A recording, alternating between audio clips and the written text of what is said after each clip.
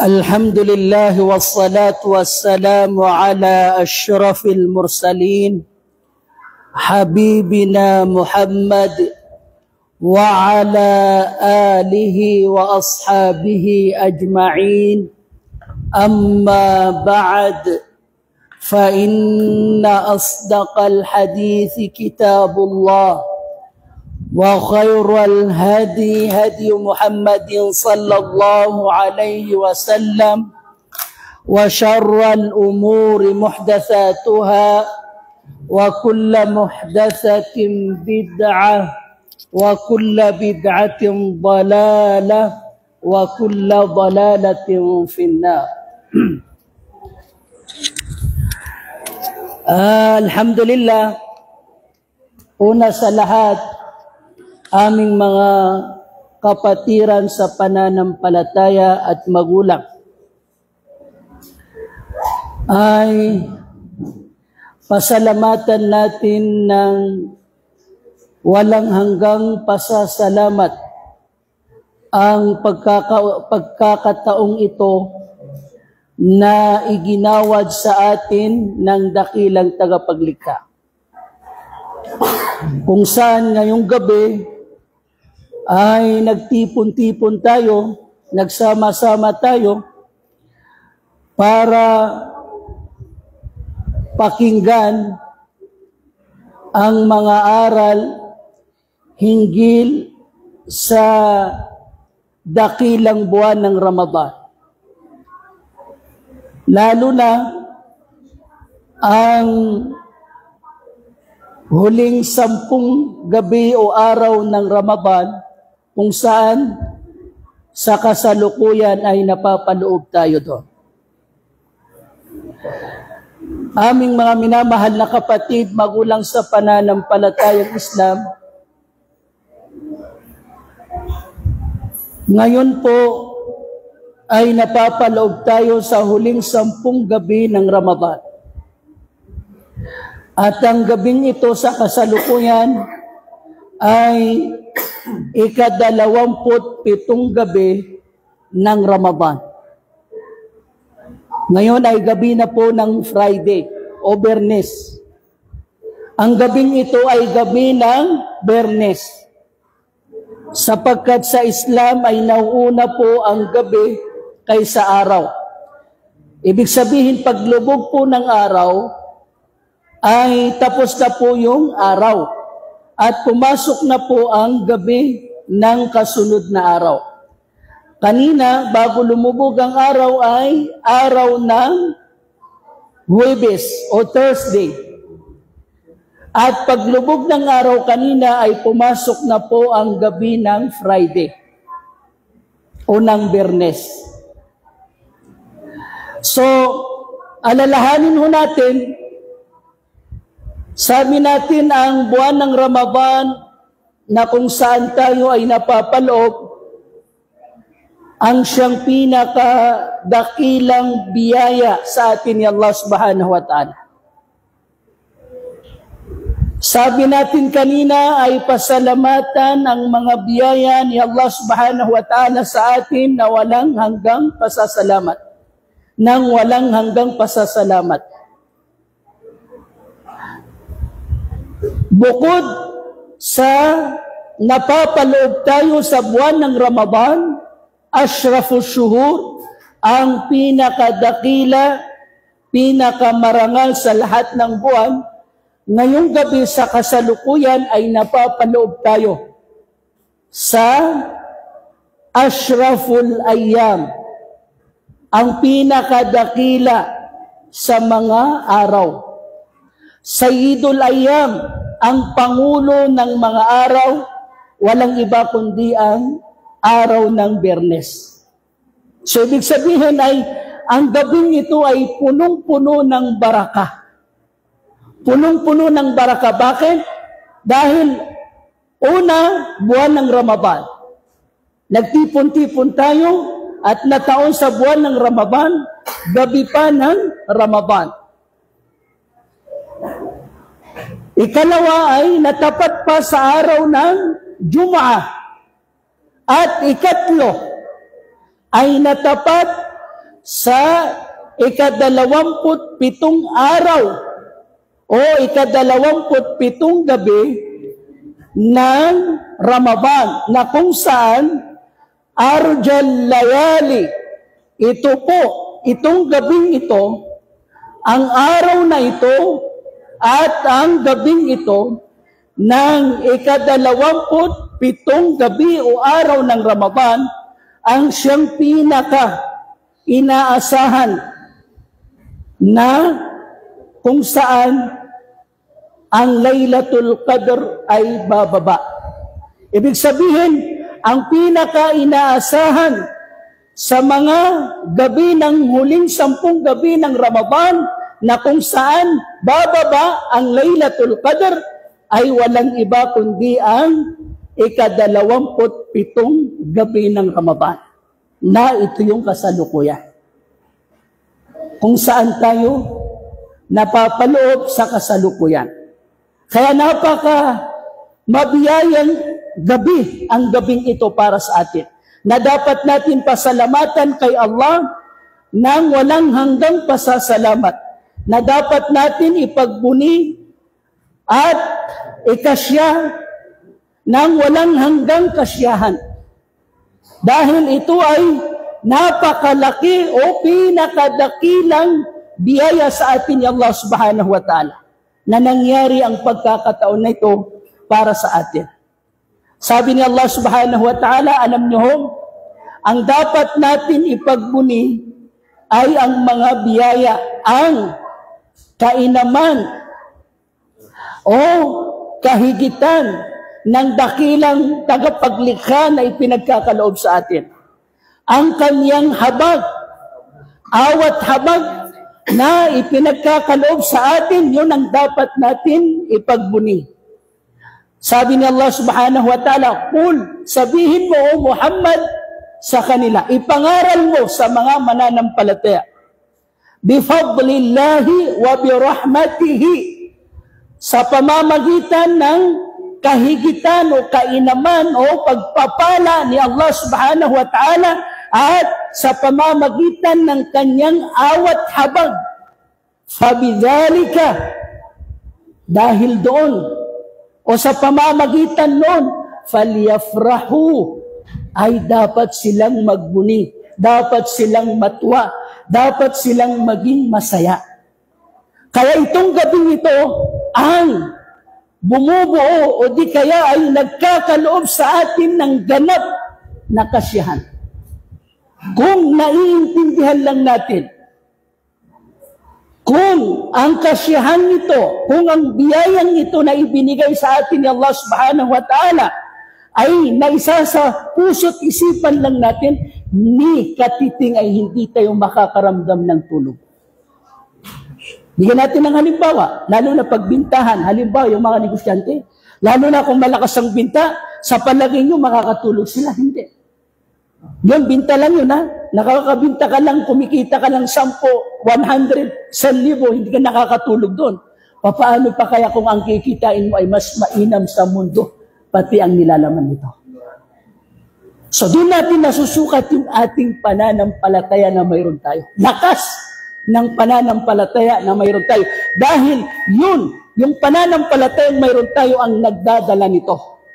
Aming mga minamahal na kapatid, magulang sa pananampalatayang Islam. Kaya ilayo mo yung ano ka, parang nakakaano na. Okay. Yung mga biyaya sa atin ni Allah subhanahu wa ta'ala, pagpapala sa atin ni Allah subhanahu wa ta'ala, at yung kanyang awat habag sa atin, yun ang dapat natin ikatwa. Huwa khairum mimma yajma'un. Ito ay mas mahusay, mas mainam kaysa kanilang tinitipon. Kaysa sa kanilang iniipon.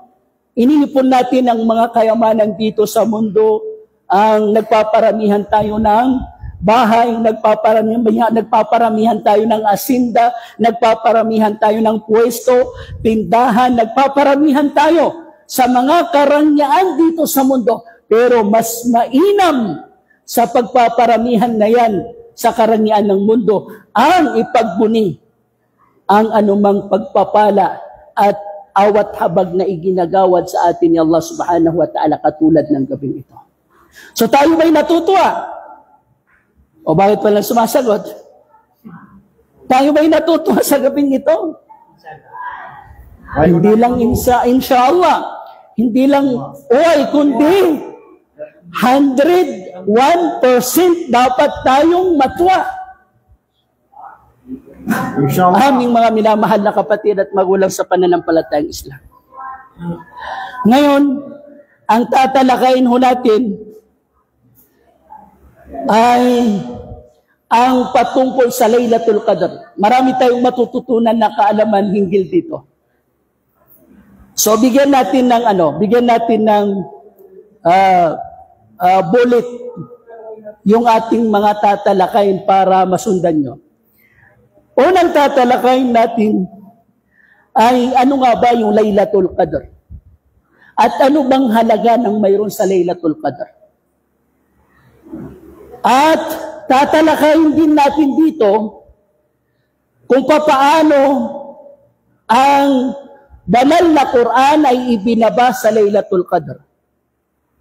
At tatalakayin din natin dito kung paano yung Laylatul Qadr, kasi ang alam lang natin sa Laylatul Qadr is yung pakikipag-unahan, pakikipagpaligsahan sa mga gawaing pagsamba. Pero mayroong napakahalagang pangyayari sa Laylatul Qadr na lingid sa kaalaman ng nakakarami sa atin. Alam niyo ba ibig sabihin ng Qadr? O Qadar, al-imanu bil qadri khairihi wa syarrihi min Allah.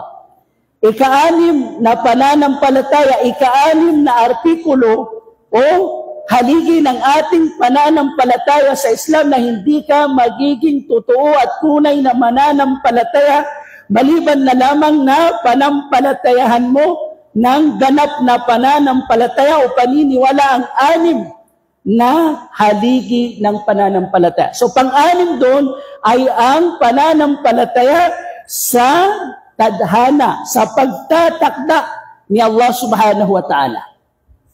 At alam nyo ba, dito sa Laylatul Qadr ay nangyayari ang tinatawag na at-taqdir as-sanawi. Alalahanin natin, mayroon tayong dalawang tinatawag na takdir. At-taqdir al-am at yung at-taqdir al-khas.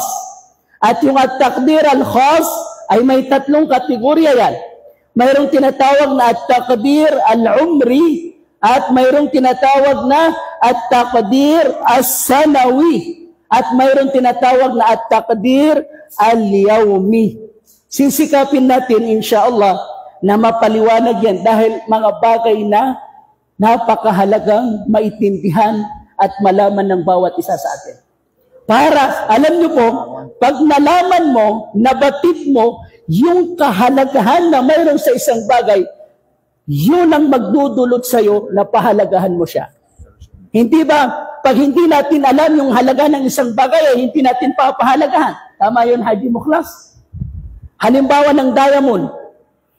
Batid ba ng isang unggoy ang halaga ng diamond? Hindi. Ibigay mo sa kanya, wala yan. Kung ibigay mo sa kanya yung pagpiliin mo siya sa pagitan, papiliin mo siya sa pagitan ng diamond at ng isang saging. Anong pipiliin niya? Saging. Bakit? Wala siyang alam. Ano hindi diamond? Hindi niya alam kung ano ang halaga ng diamond. So, unggoy yun, hindi mo siya masisi. Di ba? Hindi mo siya masisi. Pero, ano ang masasabi mo sa tao na mas pinili niya yung saging kaysa diamond? Di ba? Kung unggoy ang gagawa nun, hindi mo siya masisi. Tama lang yung ginawa niya. Pero kung ang gagawa nun ay ang tao, kailangan niyang pumunta sa psychiatrist, kailangan niyang pumunta sa doktor. Baka wala na siya sa katinuan. Di ba? Kaya dapat marunong tayong magpahalaga. Ayan.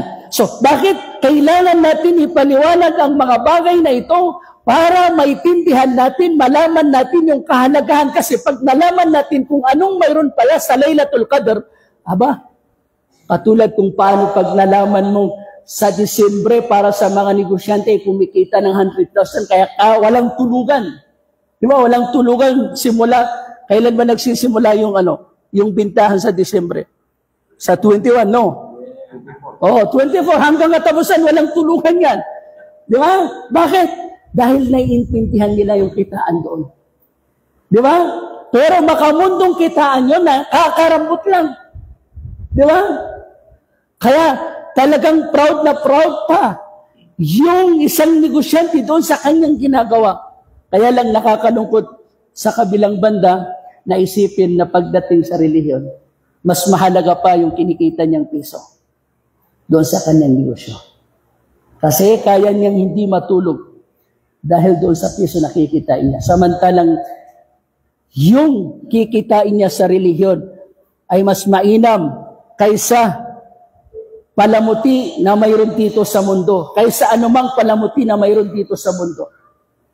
Pero parang wala lang sa kanya.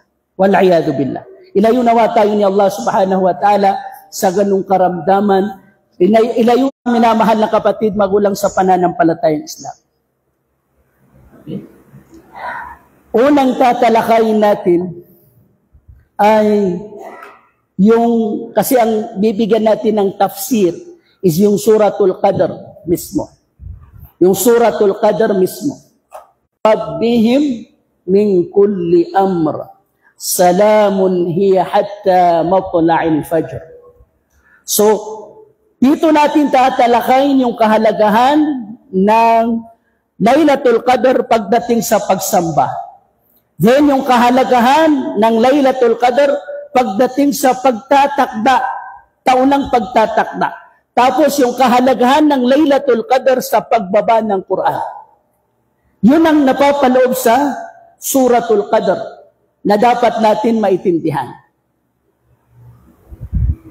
Alam nyo, ang sababu nuzul hadhihi surah, ang dahilan ng pagkakapanaog ng sura na ito ay dahil sa ang ating mahal na propeta Muhammad sallallahu alaihi wasallam at ang mga sahaba ay namangha sa tindi ng pagsamba ng mga nauna sa atin. At yung haba ng kanilang edad, ikinamangha ito ng ating mahal na propeta Muhammad sallallahu alaihi wasallam at ng mga sahaba o mga Muslim sa panahon na yon.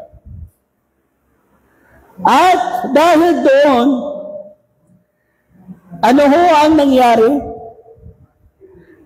Doon ay nakaramdam ng kalungkutan ng ating mahal na propeta Muhammad sallallahu alaihi wasallam at ang mga sahaba. Ano po yung kalungkutan na yon? Hindi na kayang makipagpaligsahan, makipag-unahan, hindi maabot ng aking mga ummah ang tindi ng pagsamba na naabot ng mga sinaunang ummah. Ang kwento noon, ayon sa nabanggit ni Imam Malik, ipinakita sa ating mahal na propeta Muhammad sallallahu alaihi wasallam a'marun nas qabla, ang edad ng mga sinaunang tao, yung mga sinaunang tao, yung mga naunang propeta at sugo at yung kanilang mga nasyon sa kanya. Katulad halimbawa ng ating magulang na si Adam, si Nuh, si Ibrahim at yung mga iba pa. Not necessarily banggitin natin silang lahat.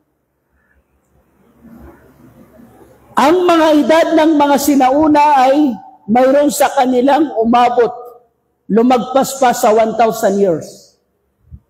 1,000 years. Mayroon sa kanila 900 years.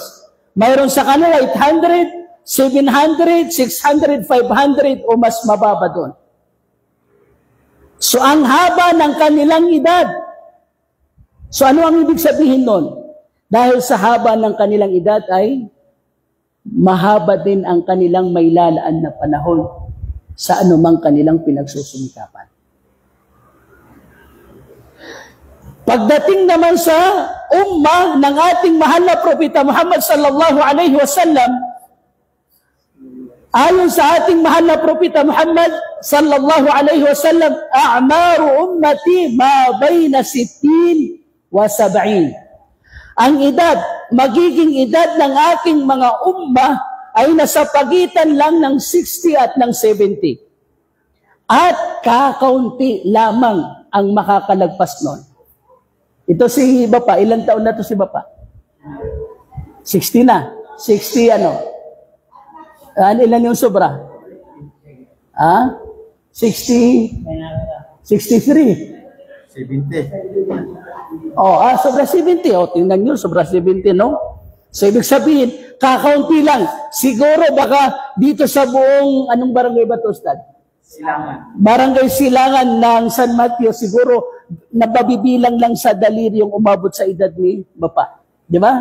Kakaunti lang yung lumalagpas sa pagitan ng 60 at ng 70. Pero madalas, wala pang 60, wala pang 50 na maalam na yung tao dito sa mundo.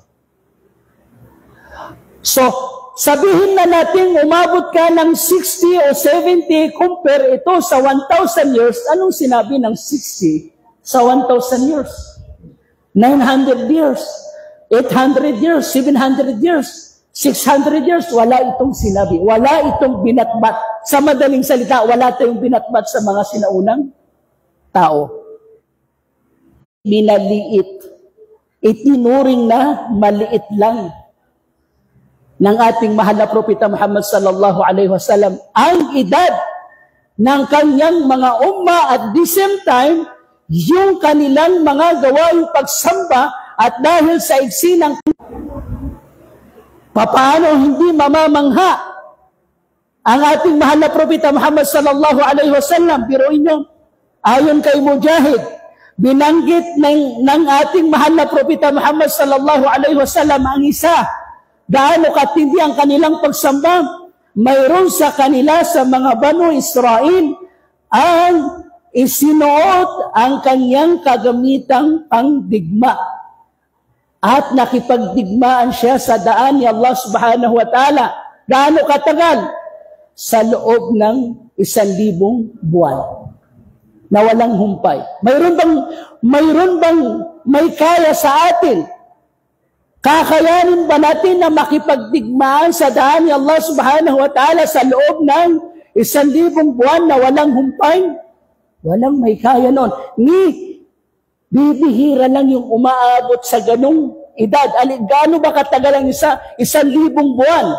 Ito ay tumatagal ng 83 years and 3 months or 4 months. Tumatagal ito ng 83 taon at 3 buwan. Ganun katagal. Ibig sabihin, isinuot niya ang kanyang kagamitang pangdigma. Nakipagdigmaan siya sa daan ni Allah subhanahu wa ta'ala ng walang humpay sa loob ng 83 years and 3 months. Mayroon bang may kaya sa atin noon? Vice? Wala. VP. No? Walang may kaya sa atin noon. Hindi nga natin maabutan yung edad. Yun pa kaya ang makayanan natin? Di ba? Kahit na talagang itudo natin, kayanin natin, ipilit natin, pero yung edad natin naglilimit sa atin na kayanin yun. Isa pa, sa mga Banu Israel, nabanggit ni Propeta Muhammad sallallahu alaihi wasallam, sa gabi, yaqumul layli hatta sabah, itinatayo niya ang gabi ng pagdarasal. Ibig sabihin, sa buong gabi ay nagdarasal siya, at hanggang pagsikat ng bukang ni Wayway, at kinaumagahan naman, anong ginagawa niya? Kinaumagahan, ay nakikipagdigmaan siya sa daan ni Allah subhanahu wa ta'ala. At ginawa niya na tuwing gabi hanggang umaga ay itinatayo niya ito ng pagdarasal, at tuwing araw hanggang gabi ay nakikipagdigmaan siya sa daan ni Allah subhanahu wa ta'ala. Ginawa niya yun sa loob ng 1,000 buwan. 83 years and 3 months. Kaya talagang bilib na bilib si Propeta Muhammad. Bilib na bilib ang mga sahaba. Pati tayo, bilib na bilib tayo. Mas lalo silang nabilib ngayon sa apat na ito na binanggit ni Propeta Muhammad sallallahu alaihi wasallam. Nagbanggit siya ng apat na lalaki sa mga Banu Israel. Sila Ayub, sila Zakaria. Itong apat na ito, aming mga minamahal na kapatid at magulang sa pananampalatayang Islam. Si Ayub at si Zakaria at si Hezqeel at si Husha. Ito ay mga aulia kung tawagin natin, palasamba kay Allah subhanahu wa ta'ala. Ang apat na kataong ito, apat na lalaking ito, kasama sa mga Banu Israel, mga sinaunang nasyon o mga tao, sinamba nila si Allah subhanahu wa ta'ala. Abadullah 80 ama. Sinamba nila si Allah subhanahu wa ta'ala sa loob ng 80 years. 80 ama. Thumma lam ya'asuhu tarfata'in. At pagkaraan doon sa kanilang pagsamba kay Allah, paninilbihan kay Allah sa loob ng 80 taon, ni hindi sila nagkasala kahit na isang kisap mata. Ganun katindi.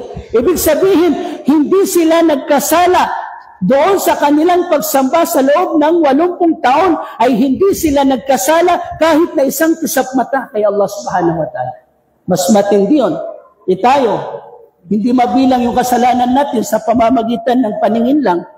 Idagdag mo pa dyan yung pandinig. Idagdag mo pa dyan yung dila, yung mga sinasabi mo. Idagdag mo pa yung isip dyan, dami mong iniisip. Diba? Yung ginagawa mo, yung pinupuntahan mo, at yung iba pang mga bahagi ng ating katawan. Diba? Punong-puno tayo ng kasalanan. Pero itong apat na ito na binabanggit ni Propeta Muhammad sallallahu alaihi wasallam, kahit na isang kisap matay hindi sila nagkasala. Ganong katindi ang kanilang pagsamba kay Allah subhanahu wa ta'ala. Sino ang hindi mamamangha sa mga taong ito? Kaya, tama lang, nagpakatotoo si Propeta Muhammad na wag natin gamitin yung laitin, no? Pero actually, yun na rin yun. Tama lang na laitin ni Propeta Muhammad yung iksi ng edad at yung pagsusumikap ng kanyang ummah sa pagsamba kay Allah subhanahu wa ta'ala. Kung ikukumpara natin sa mga taong ito. Kaya lang, ito ngayon yung senaryo. Ito ngayon, tingnan nyo, no? Dito natin talagang nararamdaman, nalalanghap yung pagiging khaira umma natin. Alam niyo ba kung sino ang pinakamahusay na mga nasyon? Sino ang pinakamahusay na nasyon na pinadalahan ng mga propeta? Ang nasyon ni Propeta Muhammad. Sa atin, sinabi ni Allah subhanahu wa ta'ala, sa nasyon ni Propeta Muhammad, sinabi ni Allah, kuntum khayra ummatin ukhrijat linnas. Kayo ang pinakamahusay na nasyon na pinalabas sa mga tao. Ibig sabihin, lahat ng nasyon na lumabas sa mga tao, ang pinakamahusay sa kanila ay ang nasyon ni Propeta Muhammad sallallahu alaihi wasallam. Dahil ang kanilang propeta ay ang pinakamahusay, ashraful anbiya'i war rusul. Ang pinakamahusay, marangal sa lahat ng propeta at sugo ay si Propeta Muhammad. Pinilian ng mga propeta at sugo ng 5. Ang pinakamahusay, tinawag silang mga ulul azmi minar rusul. 5 sa mga propeta, pinakamahusay sa mga propeta at sugo. Sino itong 5? Walang iba kundi si Nuh, si Ibrahim, si Musa, si Isa, pang-5 ang ating mahal na propeta Muhammad sallallahu alaihi wasallam. Silang 5 ang pinakamahusay sa lahat ng propeta at sugo. At pinilihan yung 5 na yan. Kung sinong pinakamahusay, marangal sa kanila kay Allah subhanahu wa ta'ala. At ang napili ay walang iba kundi ang ating mahal na propeta Muhammad sallallahu alaihi wasallam. Bakit? Dahil sa kanya ibinaba ang pinakahuling o final, ang huling mensahe ni Allah subhanahu wa ta'ala na ang Quran. At ang Quran dahil siya ang huling mensahe ni Allah subhanahu wa ta'ala, siya ang pinakamahusay.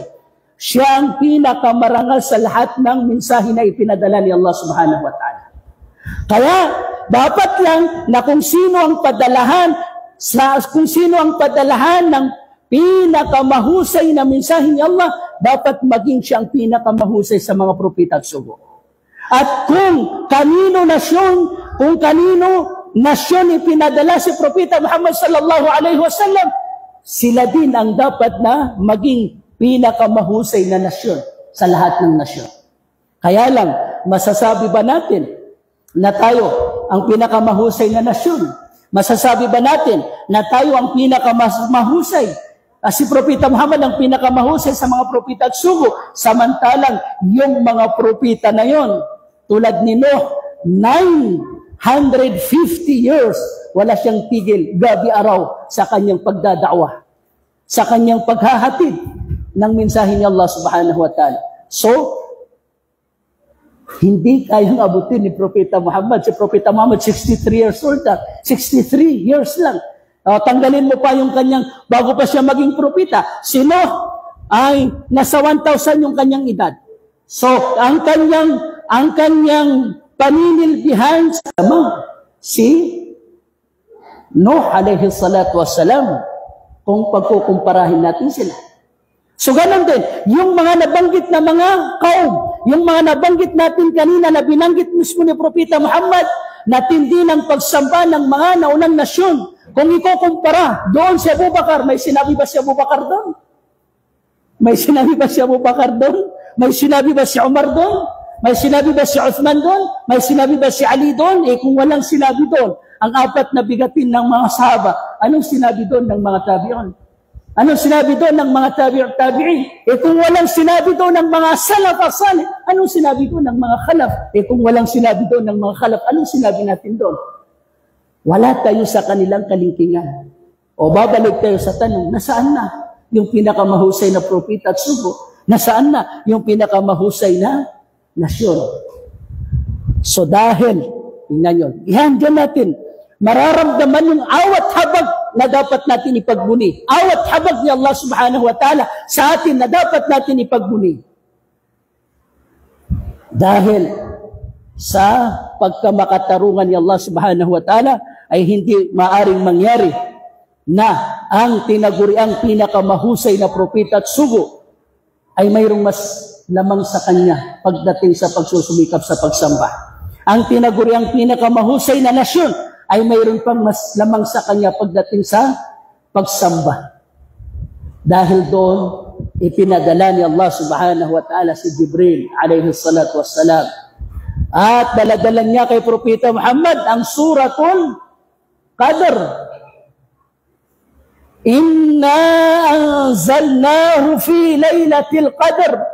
Muhammad, alalahanin mo, kayong mga mananampalataya, alalahanin mo ang isang gabi na kung saan doon ibinaba ang Quran na tinawag siyang Laylatul Qadr.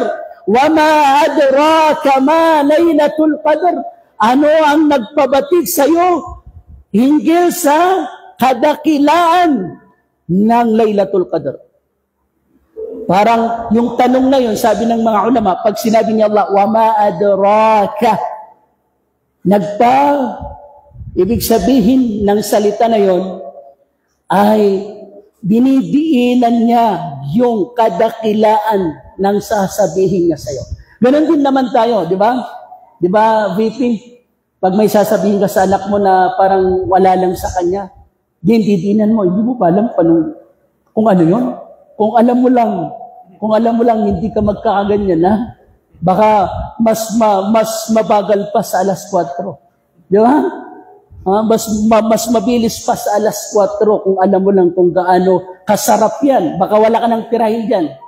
Ubusin mo yan kung alam mo lang kung gaano kasarap yan, di ba?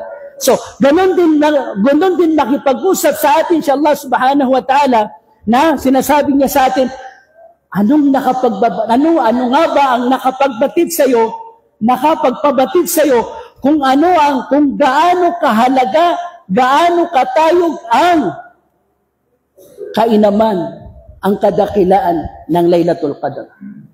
Laylatul Qadri khairum min alfi shahr.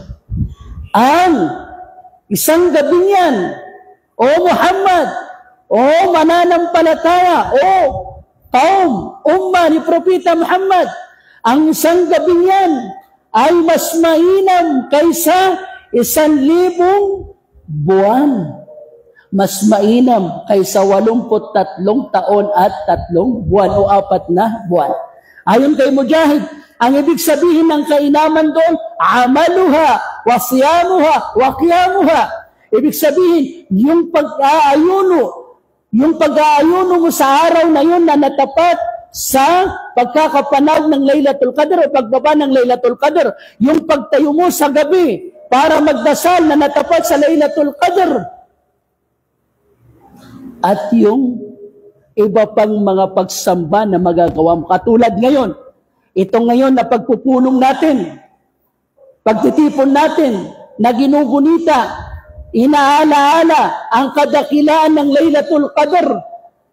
Ibig sabihin, pinag-uusapan natin ang kadakilaan ng Laylatul Qadr. Igawad nawa sa atin ni Allah subhanahu wa ta'ala. Allahumma amin. Ang Laylatul Qadr, ang mga magagawang pagsamba doon ay mas mainam sa magagawang pagsamba sa loob ng 83 taon at 4 na buwan o 3 buwan. Ibig sabihin, yang ikinamanghan nyo na isang taong sinuot ang kanyang kagamitang pangdigma sa loob ng 1,000 taon, 1,000 buwan, at yung sa gabi ay tinatayo niya ng pagdarasal at nakikipagdigma siya sa umaga sa loob ng 1,000 buwan, at yung 4 na ikinamanghan nyo na ni isang kisap matay, hindi sila nagkasala kay Allah, sumamba sila kay Allah sa loob ng 80 taon. Yang mga ikinamanghan nyo, o Muhammad, o umma ni Propeta Muhammad, iginawad ngayon sa inyo ni Allah subhanahu wa ta'ala ang isang gabi na mas mainam yung magagawa nyo doon na pagsamba kaysa mga nagawang pagsamba ng mga nauna sa inyo. Ya salam. Allahu Akbar. Paano natin ito hindi pasasalamatan?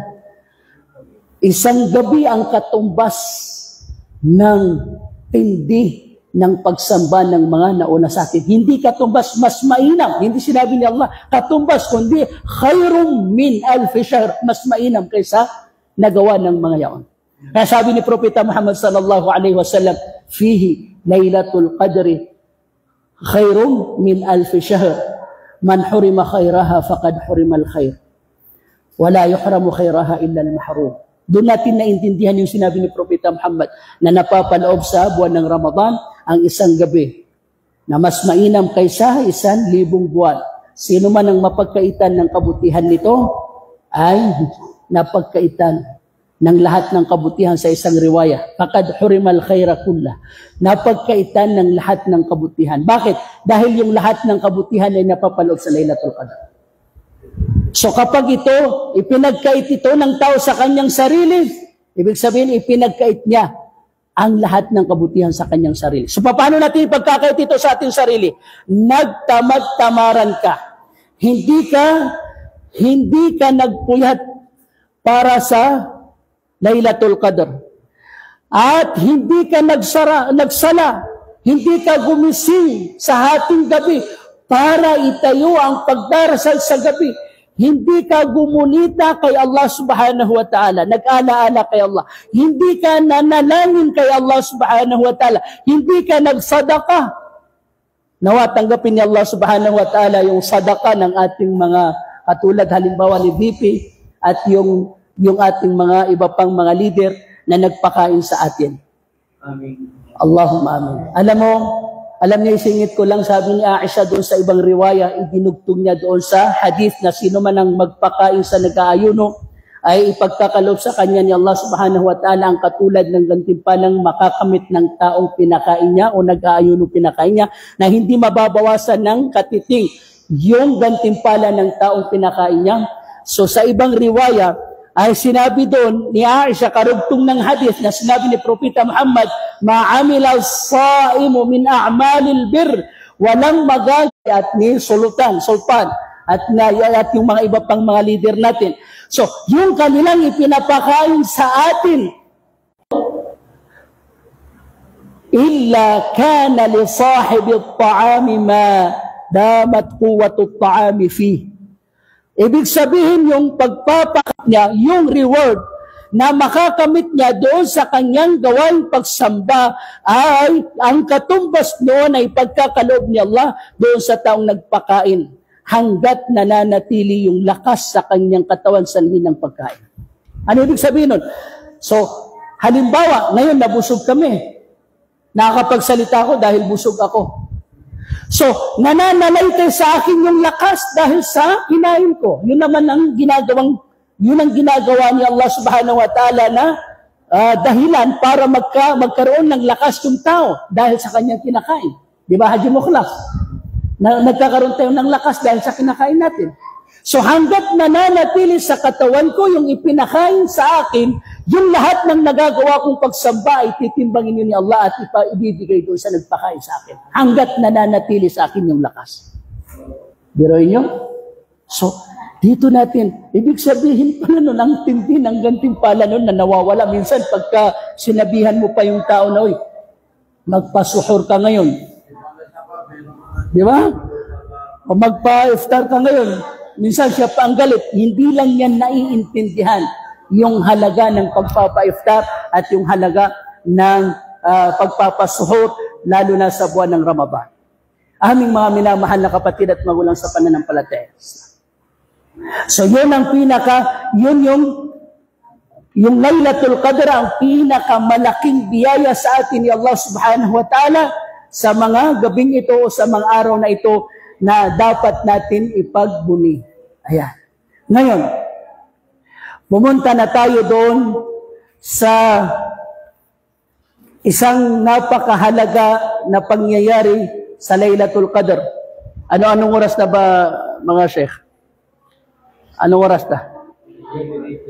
11:56. So, pilitin natin. Tatapusin ba natin ito? Tatapusin natin ito. Alam nyo, kung ako yung tatanungin nyo, nagsasalita ko, nag-aagaw yung tulog ko at yung pagkagising ko. Pero pinipilit ko dahil ito yung, alam nyo ba, sa araw ng pag-uukom, sasabihin ng Quran, mana'atuhu an-nawm bil-layl fashafi'ni fi. Sasabihin ng Quran sa araw ng pag-uukom, O Allah, pinigil ko ang kanyang pagtulog. Pinuyat ko siya. Kaya hayaan nyo akong makapamagitan sa taong ito. Mamamagitan sa atin yung Quran. So pag sinabing Quran, hindi lang yung pagbasa nito, kundi yung pagsasabuhay nito, kundi yung pagtuturo nito, kundi yung pagtalakay sa mga pagbabatas na mayroon dito, kung anong mga nilalaman. Halimbawa, saan natin mababasa yung halaga ng Laylatul Qadr sa Quran? Ipinapaliwanag natin. So kasama ito sa pagpupuyat para sa Quran. Pagpigil sa atin ng Quran, ng tulog sa gabi para lang ipaliwanag siya, para lang basahin siya, para lang magpagnilay-nilayan yung kanyang mensahe. So, sasabihin ng Quran, Ya Allah, hindi ko hahayaan na siya ay masunod sa naglalagablab na po sa imperno, kundi hinihiling ko sa iyo na makapamagitan ako para sa kanya. Dahil hindi siya natulog para doon. Nawa tanggapin ni Allah subhanahu wa ta'ala ito at maging hudya lana, ibig sabihin, maging batayan ito, ebidensya para sa atin, laban sa kasamaan ni Shaytan. Ayan, Allahumma amin. Aming mga minamahal na kapatid, magulang sa pananampalatayang Islam. Subok ngayon, nalaman natin ang halaga ng Laylatul Qadr pagdating sa gawaing pagsamba. Na sa pamamagitan nito, matutumbasan natin. Ngayon, ilang Laylatul Qadr na dumaan sa'yo? Ilang Ramadan nang naiunuhan mo? Ikaw, Pres, simula ng Bifi, simula ng umabot ka sa Sinul Bulug. Halimbawa, sa edad 15 years old, ilang taon ka na ngayon na VP? Ilang taon ka ngayon? 49? So, ibig sabihin, minus 15? Minus 15. Ilan yung natira? 49? 34. Okay.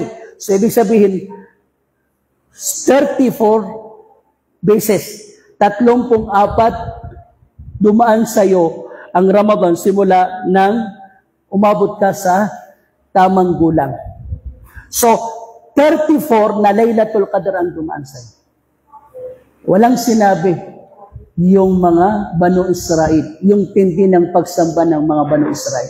Kasi nagawa nila yon once in a life, yung 80 years na pagsamba. Pero ikaw ay 34 times. Nahigit pa. Bawat isa doon nahigit pa doon sa kanilang ginawa. Hindi ba natin dapat pasalamatan doon sa Allah subhanahu wa ta'ala? Aming mga minamahal na kapatid at magulang sa pananampalatayang Islam. Ngayon, so dumako na tayo doon sa napakahalagang usapin, aming mga minamahal na kapatid at magulang sa pananampalatayang Islam, pagdating sa at-takdir as-sanawi. Ito mahalaga ito kasi, dito natin i-focus. Kasi yung usapin patungkol sa ang Laylatul Qadr ay gabi kung saan ibinaba ang Quran, madalas natin yan mapakinggan. Madalas natin yan mapakinggan simula ng buwan ng Ramadan, simula ng unang araw ng Ramadan, Shahru Ramadan alladhi unzila fihi al-Quran. Madalas natin yan mapakinggan. Pero itong sasabihin natin ngayon ay madalang lang natin ito mapakinggan. So, pakinggan natin ito ng maigi. Una, ay mayroong dalawang takdir. Dalawang takdir. Ano ibig sabihin ng takdir? Ano ibig sabihin ng takdir, VP? Ano ibig sabihin ng takdir? Ang tadhana. Ibig sabihin ay ang pagtatakda ni Allah subhanahu wa ta'ala sa atin. Yung pagtatakda.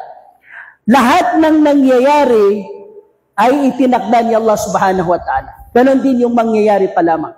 Lahat ng nangyari na at mangyayari, lahat yun ay nauna ng itinakda ni Allah subhanahu wa ta'ala bago pa mangyari.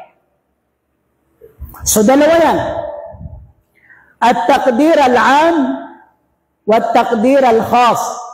Ang pangkalahatang pagtatakda at ang partikular na pagtatakda. So ano yung pangkalahatang pagtatakda? Yun yung lahat ng itinakda ni Allah hanggang sa magunaw ang mundo na nakasulat doon sa Al-Lawh Al-Mahfuz na tinatawag. Yun yung sinabi ng ating mahal na propeta Muhammad sallallahu alaihi wasallam, Inna Allah khalaqa, Inna Allah qaddara maqadir al-khalaiq qabla an yakhluqa as-samawati wal-ard bi 50,000 sana. Sinabi ng ating mahal na propeta Muhammad sallallahu alaihi wasallam, katotohanan si Allah, itinakda niya ang lahat ng pagtatakda, lahat ng kaganapang mangyayari sa lahat ng mga nilalang.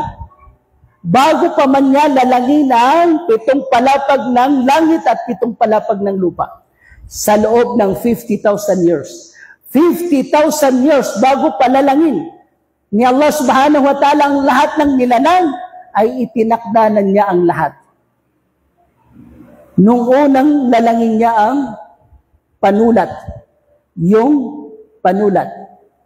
Inutusan siya ni Allah, Uktub, magsulat ka.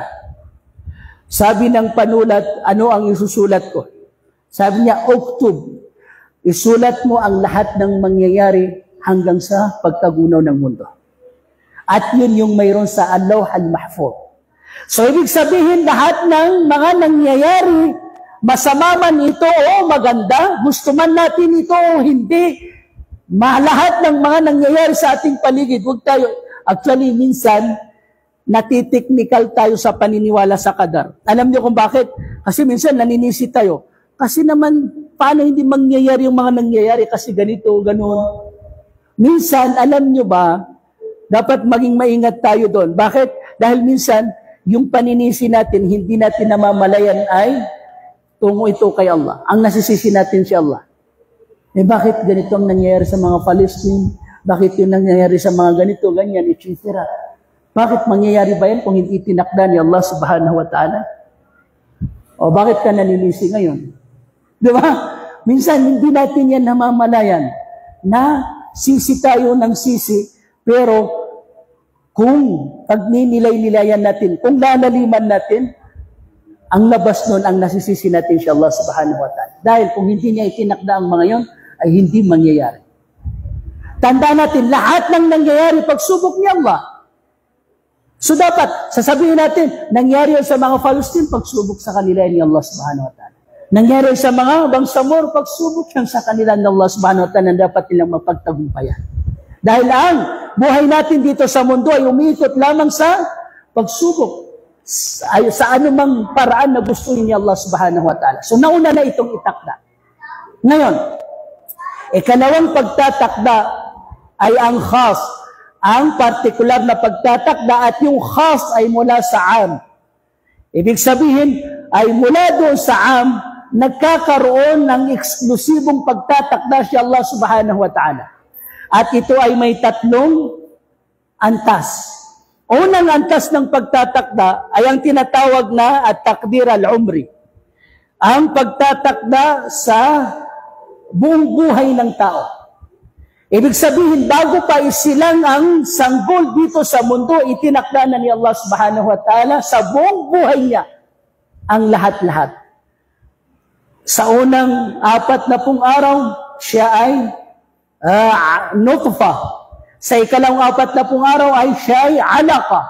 Sa ikatlong 40 araw, siya ay mudgha. At doon na uutusan ni Allah ang isang anghel para iihip sa kanya ang kanyang kaluluwa, sa sinapupunan ng kanyang nanay. At ipapasulat ni Allah subhanahu wa ta'ala sa anghel na yun ang 4 na pangyayari sa buhay ng tao, sa buong buhay niya. Ano yun? Yung kanyang ajal. Ibig sabihin, gaano katagal siyang mamumuhay dito sa mundo, doon pa lamang sa sinapupunan, bago pagkaihip sa iyo ng kaluluwa mo ay tinapos na yon. 1 taon lang, 2 taon lang, o 10 years lang, o 20 years lang, o 30 years lang. Kaya mayroon tayo, alam niyo po, huwag po nating sabihin, maraming namamatay na bata pa lamang dahil sa kinakain natin ngayon. Alam niyo, minsan, hindi natin namamalay, naku-question natin doon yung qadar ni Allah subhanahu wa ta'ala, takdir ni Allah subhanahu wa ta'ala. Bakit ginagawa mong sanhi ng kamatayan yung mga kinakain natin? Kaya nga mayroong isa mayroon akong nakitang post na yun ang ginamit niya na dahilan para ipangatwiran na hindi talaga bawal ang manigarilyo. Di ba sinasabi ng government warning, cigarette smoking is dangerous to your health. Ito ay nakakasama sa ating kalusugan. Sabi ng nag-post, mayroon kaming lola, o mayroon kaming kamag-anak na napakatanda. Simula pagkabata naninigarilyo, pero ngayon 8 years old siya. So sasabihin mong nakakasama sa kanya yung paninigarilyo. O tingnan nyo. So ibig sabihin, kung tutusin, nadaig na yung argument na maiiksiyan ng buhay mo pag naninigarilyo ka. Hindi po ganon. Huwag po natin dalhin sa ganong argumento. Kundi yung masamang, yung kasamaang idinudulot ng paninigarilyo, doon tayo mag-focus. Kasi nang ipinagbabawal doon. Hindi yung magpapaiksi ng buhay yan o magpapahaba ng buhay. Dahil marami pong humaba ang buhay na naninigarilyo. Mayroon din umiksi ang buhay na hindi naninigarilyo. So huwag po nating pagbatayan yon. Minsan, yan ay mga pagkakamali na hindi natin minsan namamalayan na nagiging dahilan o ginagawa nating dahilan. At ang pinaka masama doon ay baka bumagsak pa yun sa shirk. Baka bumagsak pa yun sa shirk. Yun ang matindi ron. Wal'iyadu billah. Ilayo nawa tayo ni Allah subhanahu wa ta'ala sa ganun. Ngayon, aming mga minamahal na kapatid at magulang sa pananampalatayang Islam, isusulat yung kanyang edad, kung gaano katagal. Isusulat yung kanyang rizq, kung gaano kalaki ang kanyang matatamong pagpapala ni Allah dito sa mundo. Isusulat yung kanyang mga amal, kung anong magagawa niya. Magiging abogado ba siya, magiging engineer, magiging doktor ba, magiging alim, o ano pa pang profession dito sa mundo. Kaya minsan, minsan may mga taong pinagsumikapan niyang maging ganito, pero hindi pa rin niya maabot. Kasi hindi nang itinakda ni Allah para sa kanya. At minsan naiinggit tayo sa isang tao, sana maging ganun din ako, ang galing-galing niya. Wag, itinakda yun ni Allah para sa kanya. Itinakda niya Allah. Halimbawa, bakit matalino ako pero sa written, hindi sa oral? Itinakda niya Allah na maging matalino siya sa written, hindi sa oral. At matalino ka sa oral, hindi sa written. Ganun dapat. Nandun parati yung itinakda ni Allah subhanahu wa ta'ala. Then, ikaapat na itatakda niya Allah ay asaidun am syaqi. Siya ba ay mapapabilang sa mga taong mabubuhay ng masaya dito sa mundo o mga taong mabubuhay na masalimot yung pamumuhay dito sa mundo. Ang kasiyahan na tinatamasan ng tao, itinakda ni Allah. Ang kalungkutan na tinatamasan ng tao, itinakda ni Allah subhanahu wa ta'ala. Lahat yun ay pagsubok ni Allah subhanahu wa ta'ala. Hindi ang mahusay sa inyo kay Allah ay kung sino ang masaya ang kanyang pamumuhay at ang masama kay Allah subhanahu wa ta'ala ay kung sino ang masalimot ang kanyang pamumuhay. No! Itinanong kay Ibnul Qayyim rahimahullah kung paano magiging biyaya ang anumang iginawad sa iyo ni Allah subhanahu wa ta'ala. Sabi niya, kapag napalapit ka nito kay Allah, biyaya yun. Pero pag nailayo ka nito mula kay Allah, yun ay hindi biyaya, kundi ito ay niqmah, kundi ito ay parusa mula kay Allah subhanahu wa ta'ala. So, ibig sabihin, pag nakakuha ka ng sasakyan, huwag ka agad-agad isipin, ito ay ni'ma. Magiging ni'ma, VP, yung bahay mo, yung sasakyan mo, yung anak mo, kung napalapit ka nito kay Allah. Pero pag nailayo ka nito kay Allah subhanahu wa ta'ala, hindi yun ni'ma na dapat mong ipagdiwang o dapat mong ipaghuni. Kundi ito ay fitna. So, kaya dapat natin maintindihan din aming mga minamahal na kapatid at magulang sa pananampalatayang Islam. Ngayon, so, doon tayo tumutok kasi yun ang usapin natin. Doon tayo tumutok sa At-Taqdir As-Sanawi. Doon sa At-Taqdir As-Sanawi ay may nangyayaring pagtatakda sa Laylatul Qadr. Ano yun? Sabi ni Allah subhanahu wa ta'ala, Fiha yufraku kullu amrin hakim. Sa Laylatul Qadr na yan, ay nagkakaroon ng pagtatakda na pinag-iigian, napakaigi na pagtatakda na hindi maaaring mabago. Ang maaaring makapagbago nito ay walang iba kundi si Allah subhanahu wa ta'ala lamang at wala ng iba. Ibig sabihin nun ay mayroong mangyayaring pagtatakda, magaganap na pagtatakda sa gabing ito na kukunin mula sa Al-Lawh Al-Mahfuz, inilipat doon sa mga anghel na tagapagsulat. So ano po yung pagtatakda na mangyayari doon?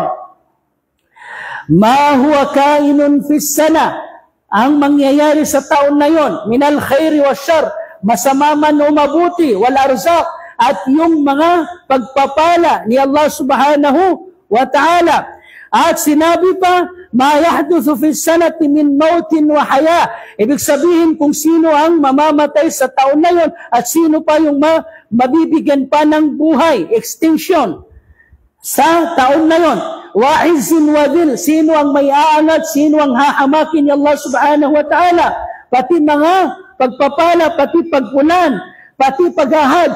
Isama pa natin, pati pag-aasawa o makakapag-asawa. Halimbawa, itong si guro na minswari kung makakapagtuwaya ba ngayong taon, itatakda ni Allah ngayong gabi.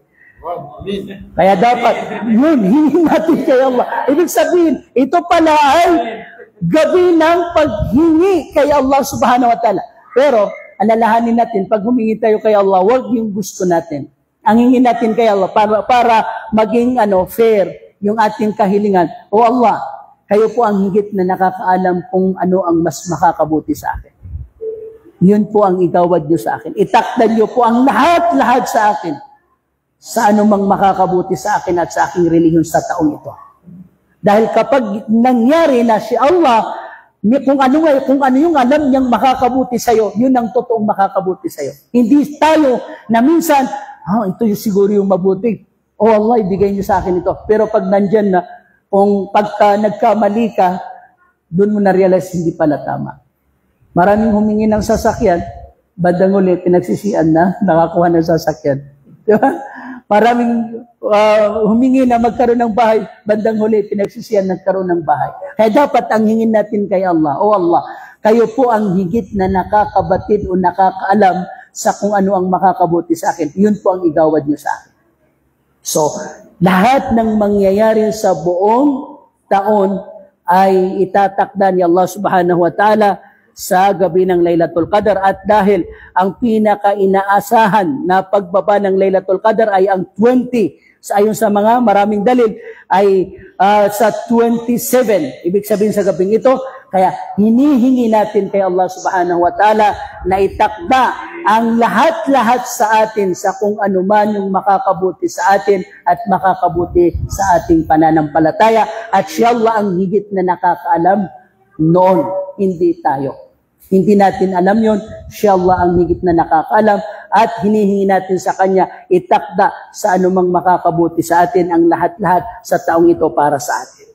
So ganun po yon. Aming mga minamahal na kapatid at magulang sa pananampalatayang Islam. Actually, mahaba po yung gusto nating sabihin o talakay na mayroon dito, no? Pero yung kabuuan naman sa palagay ko ay nasabi ko, no? So yung una na ginawa nating ikatlo ay doon natin tatapusin, no? Bigyan natin ng mas maiksi na paliwanag na maidadagdag doon sa narinig na nating paliwanag simula pa lamang ng Ramadan, Shahru Ramadan alladhi unsila fihi al-Quran hudan linnas. So mayroon pong nakatagong hikmah doon na hindi minsan natatakal o hindi minsan napapaliwanag ng mga nagpapaliwanag. Ipinapaliwanag lang natin ang Shahru Ramadan, ang buwan ng Ramadan, ibinaba doon yung Quran. Alam niyo ba kung ano ibig sabihin ng Ramadan, Haji Mukhlas? Ang Ramadan, kung tutuusin, hindi ito mapagpalang buwan. Hindi po mahusay at mapagpalang buwan ng Ramadan. Una, ang Ramadan po ay hindi ibig sabihin nito ay pag-aayuno. Dapat itama natin yun, ha? Itama yung maling pagkaunawa. Ang pagkaunawa kasi ng iba, pag sinabing Ramadan, yun ay pag-aayuno. Anong Ramadan? Pag-aayuno. Hindi po, nataon lang sa Ramadan ang pag-uubliga ni Allah subhanahu wa ta'ala sa atin sa pag-ayuno. Yung Ramadan ay buwan, pangalan ng buwan. Ang pag-ayuno ay saum o siyam. Ayan, ang particular na pag-ayuno, katulad ng pag-ayuno sa Ramadan ay tinatawag na siyam.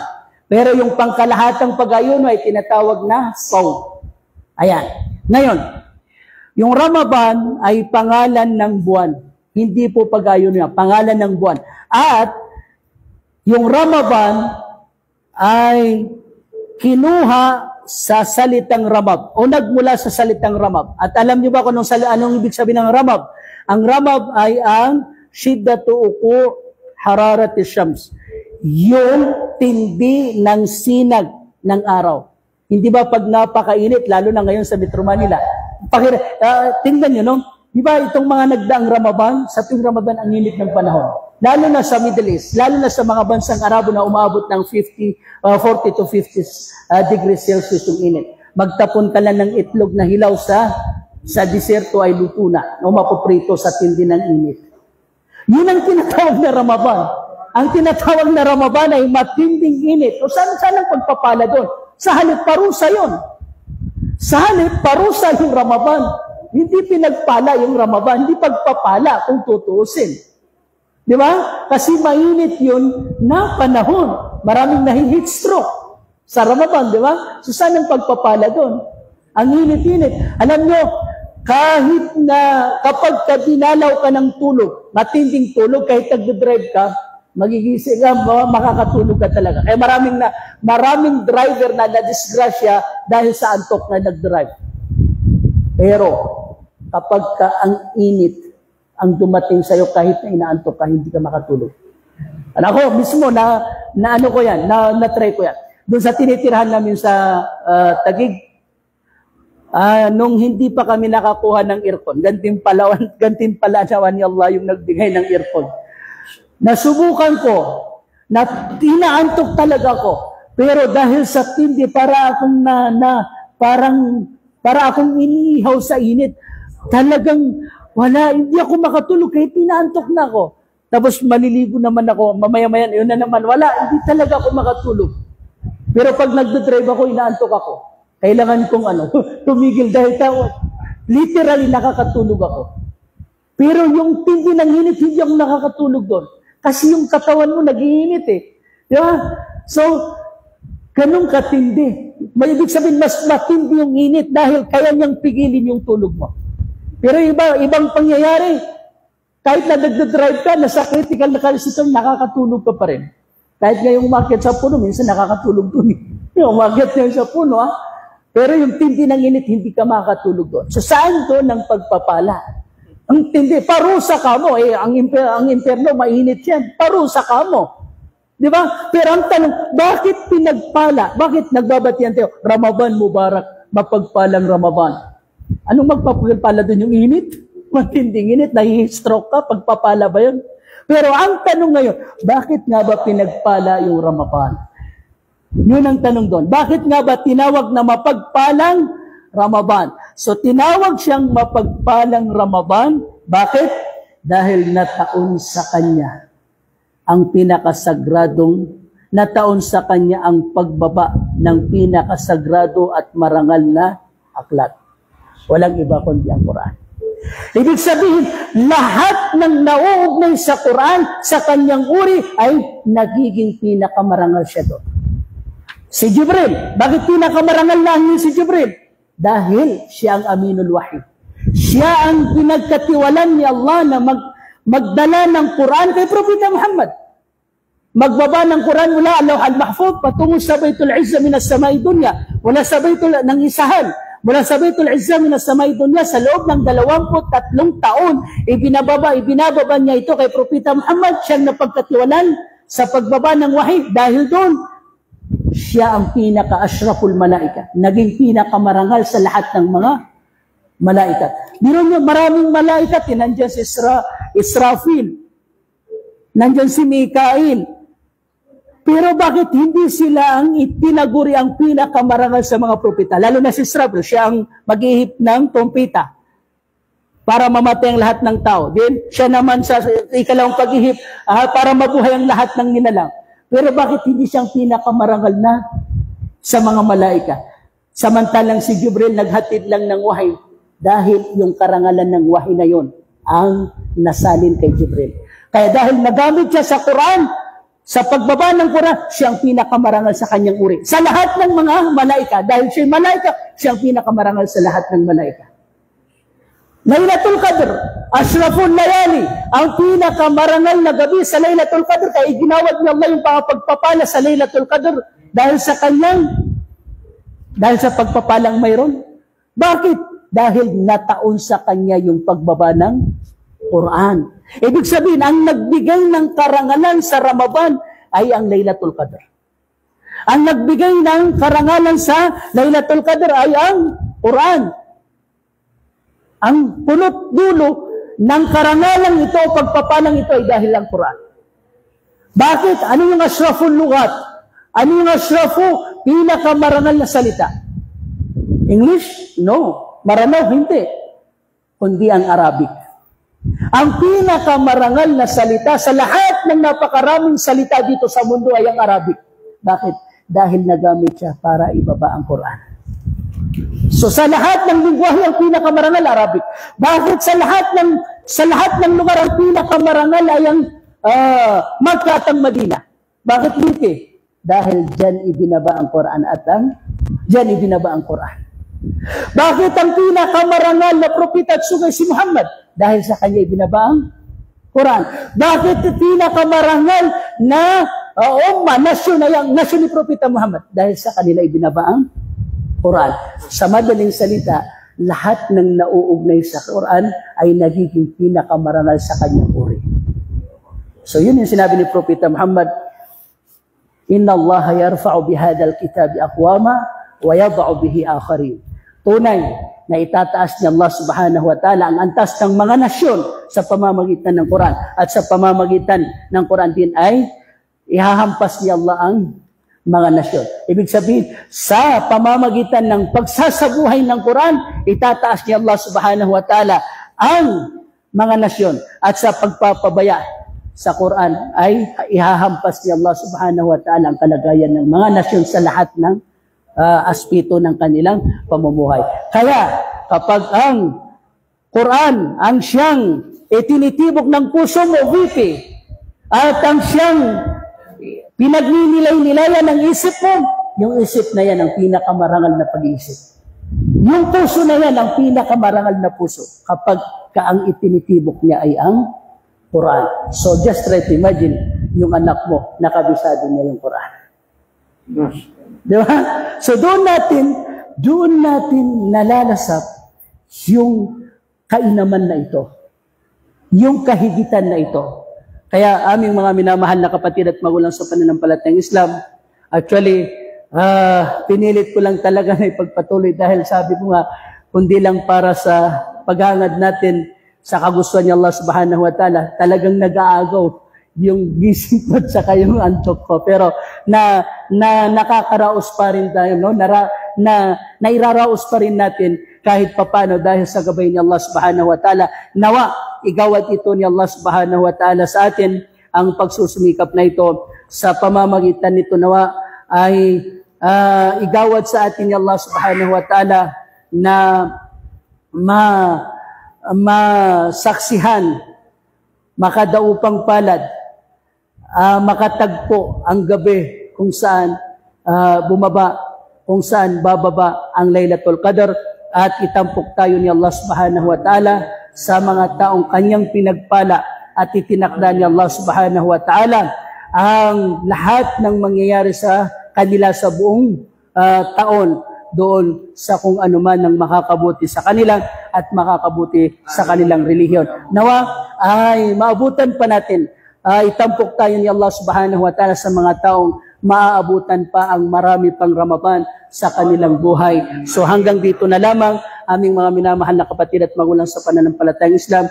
Subhanakallahumma wa bihamdik, nashhadu an la ilaha illa anta, nastaghfiruka wa natubu ilaik. Birahmatika ya arhamar rahimin. Walhamdulillahi rabbil alamin. Assalamu alaikum warahmatullahi wabarakatuh.